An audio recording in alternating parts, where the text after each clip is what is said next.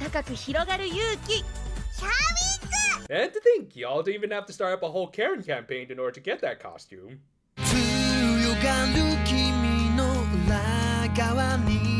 We opened this week with Mashiro showing her newest picture book to Elle, which was really just more of her own shipfic. Thus, after she was called away by Sora, Elle decided to give it her seal of approval.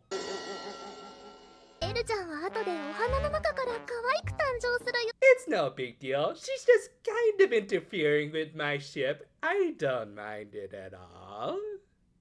Actually, Sora was the one most bothered by this, like a father who found his kid drawing on the wall, or in her case, a little brother who knocked over a vase. So understandably, she did want to discipline the kid, and like most spoiled brats, she just went straight to the mom and said she hated daddy. Agiha later tried to justify her behavior. You say that, and yet the little brats never do grow out of it, now do they? Sure enough, Elle didn't treat her auntie Agiha any better, and she ended up joining Sora in the Sulking Club. Wow, hasn't this character gotten such great character development over these past few episodes? I mean, yeah, it makes sense as she is a Babu after all, but at the same time, considering what's coming up later in this episode, it's not gonna feel like a great payoff to anything as a result. Anyway, taking a suggestion from Yo-Yo, they decided to go to one of those photo shops where they could rent costumes and let the kids take pictures in them. Meanwhile, in a different anime, I wonder if Manatsu's VA is working out here, Minotone was just casually working out with everyone, and they didn't question why there was an anthropomorphic warthog in their gym. Guess they really do enforce that judgment-free zone crap. However, that didn't apply to his superiors.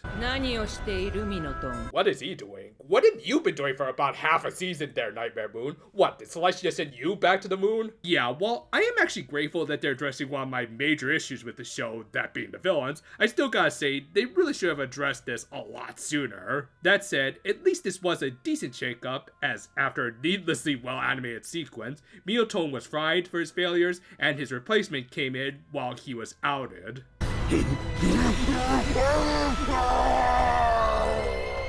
Say hi to Bloody and Kawarino for me. Back with our protagonist, Elle picked out her photoshoot costumes.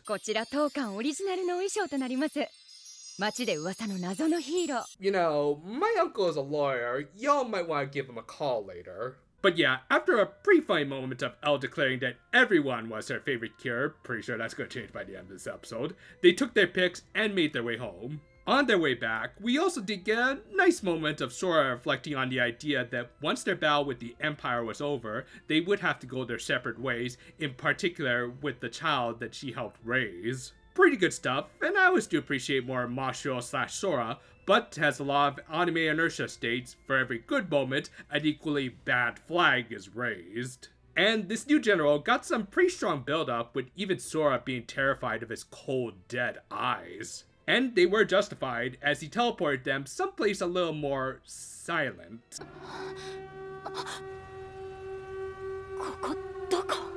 And after, kind of unsurprisingly, snatching up Elle, like seriously, you'd think Mashiro would be used to this by now, he introduced himself. Skinhead, let's see,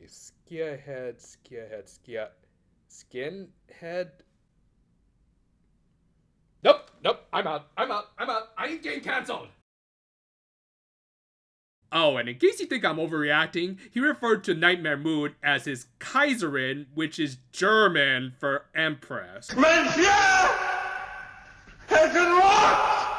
On that note, the Kaiserin introduced her shadowy self to Elle and showed her the Precure's fight with her Skia head. And to his credit, not only did he sound like he could give a good lecture to Batamonda,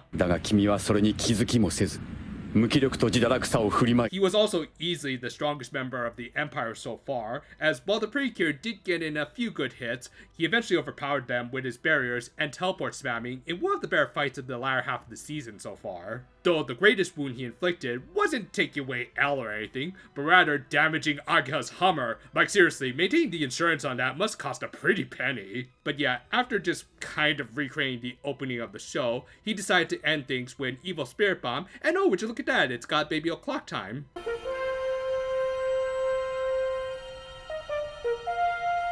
Okay, sorry girls, but I think Kota is going to need a lawyer first for this little blatant bit of gimmick infringement. So, yeah, we'll save talking about her civilian form for next time, as glowy dresses aren't exactly clothes, and instead we'll look at Cure Majesty's design here, which I think is okay. I mean, I do like that her dress is one of those puffed up deals, as it does add to the regality of the design, and her hair, while certainly huge and a little extra, it does stand out and looks pretty enough. Everything else, though, it's not that much different from other purple cures in this franchise, and that big-ass hearted wigs in the middle of her head is more distracting than anything else. Might need to see her more in action in order to give a fair judgment, but for now, I will say I think it was a bad idea to put her next to the two superior purple designs in the All-Stars F poster. That said, I did appreciate that Aoi Koga actually lowered her vocals down to Kaguya-sama levels to show how serious she was, as she not only tanked the evil spirit bomb, but also directly confronted the bald dude and his problematic hand gesture.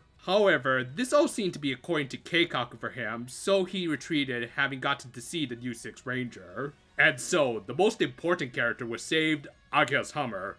Oh, and also L. And with that, the episode ended with the Precure left wondering who that mysterious flower-eyed cure was, and Sora and Mashiro resolving to become stronger to protect their daughter after such a difficult experience. Cameo cure this week was Nodoka as a part of the All-Stars F promotion, but I actually kind of wish Ichika was around to share her experiences with the Sweets Yahtzees. While I don't think it's fair to judge Cure Majesty's debut just yet, as this really was just part 1 of that, I will say as a debut for the titular new general, this was pretty damn effective. Some pretty on-the-nose naming and design aside, Skia Head was built up pretty nicely as a legit threat, and he actually did score a legit W over the Cures, with even his retreat seemingly being a part of his plans. And while the stuff with L was just kind of there, hopefully it will be building to some more...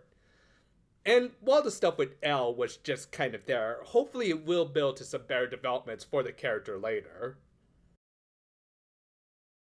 While again, these are developments that really should have happened a lot sooner, I am at least glad that the show is finally starting to rebuild the Ondargu Empire as a legit threat. Skia Head has a great design and voice that does get across that he's a no-nonsense general who's taking legit steps to defeating the Precure and capturing L, 2 things that he technically succeeded in this very episode, with only a certain overused trope saving the day, and even then, it seemed like he was just measuring Cure Majesty's potential and will use it in his future endeavors. And while I actually did like Minotone and him casually working out with everyone, I'm also glad that he did become the sacrificial lamb both in this episode and the next to establish his successor's ruthlessness. It's definite steps in the right direction for my biggest issue with the show so far. Now, if only they could just properly build up their HQ a little more that we've only seen glimpses of so far, then we'd be all set. Anyway, as a result, he did end up overshadowing L's Cure debut and the events leading into it.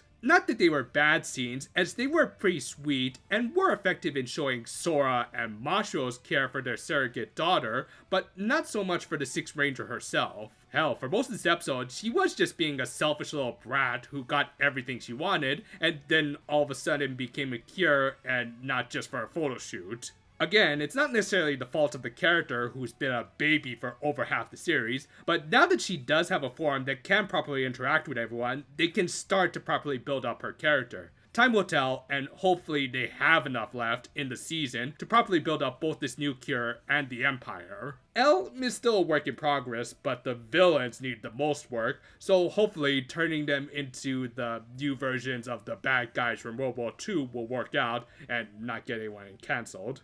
And as a little bonus for today, I thought we could just take a quick little look at the new trailer for the upcoming Otona Cure series, and yeah, it looks okay, though I have my concerns. First of all, we did consider making a full-length video out of this trailer, but while there are intriguing elements here, like even just seeing the adult versions of the Precure 5 or Karin and Kurumi becoming a confirmed ship, I also couldn't really drum up a whole lot of genuine excitement for it. I think part of that was because I've already seen Looking for Magical Doremi about a group of cringy adults who dream of becoming magical girls in spite of their age. Now, I actually did really enjoy that film, but I also don't have any real interest in rewatching it, which I almost feel is going to be the case with this series. And yeah, while these ladies were the real deal, and seemingly are even going to fight a new antagonist many years later, it also does seem like they're going to lean more into being a slice of life that's going to play up the fact that they're a little too old for this stuff. In that sense, it does make me a little worried that they're going to lean a little too much into that aging hero aspect,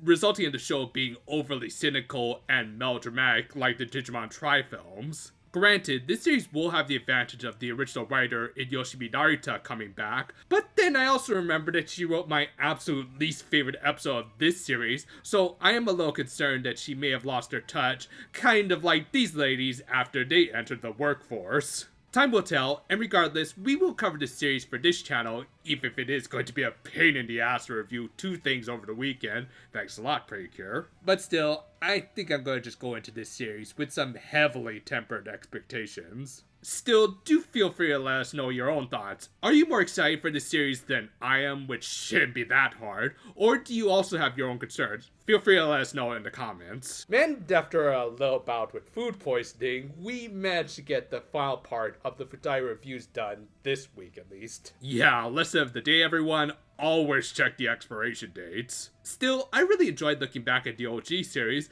especially now, so that we can have something to compare with the current series and its own fumblings. I mean, don't get me wrong, I still like Hirogaru Sky, but I think it is high time we address some of its major issues with an upcoming analysis video, where I'll also be able to talk about a game that has become one of my new favorites of recent years. Look forward to it, and until then though, farewell for now my friends, and Stroheim, could you please fight down? And put that thing away right now, mister!